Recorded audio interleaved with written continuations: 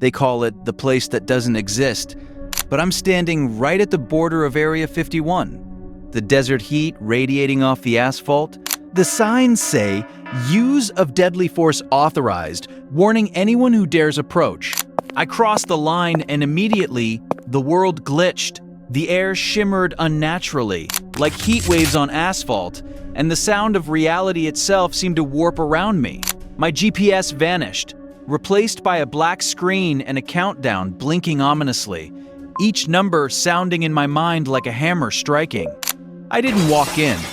I was pulled into a hidden elevator that dropped 50 floors in seconds, the walls vibrating with a deep hum, lights flickering in a sickly green.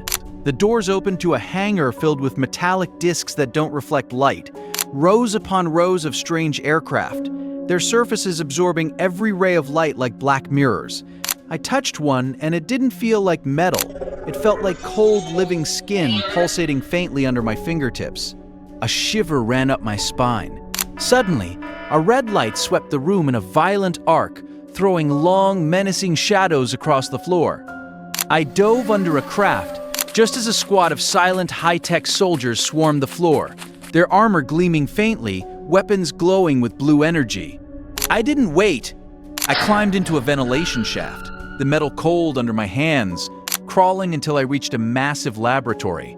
Inside, rows of glowing green tanks lined the walls, the liquid inside bubbling slowly, casting an eerie light that painted everything in shades of neon and shadow.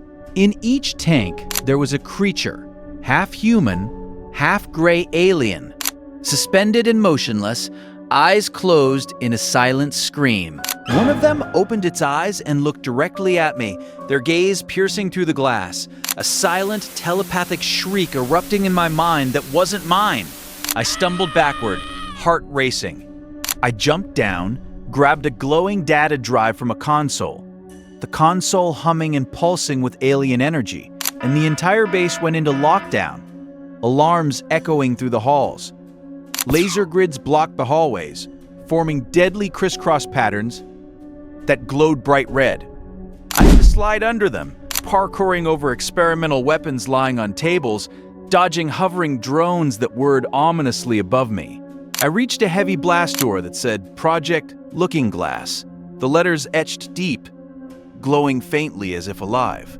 I forced it open with a grunt and saw a shimmering portal, a hole ripped through the very fabric of the room, revealing a different planet with red skies swirling with clouds like fire.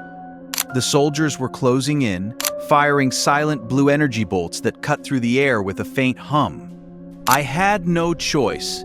I grabbed a nearby jetpack, a prototype with no wings, strapped it on, feeling the cold metal against my back, and blasted through the ceiling. I was flying, but not with engines. I was controlling it with my mind, feeling the strange vibration of the jetpack respond to my thoughts, gliding over the desert as black jets scrambled to intercept me. I pushed the thrusters to the limit, the world around me blurring into streaks of white light, and I felt myself crashing through clouds of sand and heat. I woke up in the sand, the sun blinding against my eyes, each grain burning like tiny embers. When I looked up, there were 3 suns in the sky, casting long, unnatural shadows, and the sand was blue, reflecting a surreal alien glow. I'm not in Nevada anymore. I'm not even on Earth. I have the drive, I have the footage, the proof, but I don't have a way back. To be continued. If you want to see me survive this alien world, we need 30,000 likes. Tell me in the comments what is the first thing I should do on this planet. Subscribe to see if I ever make it home.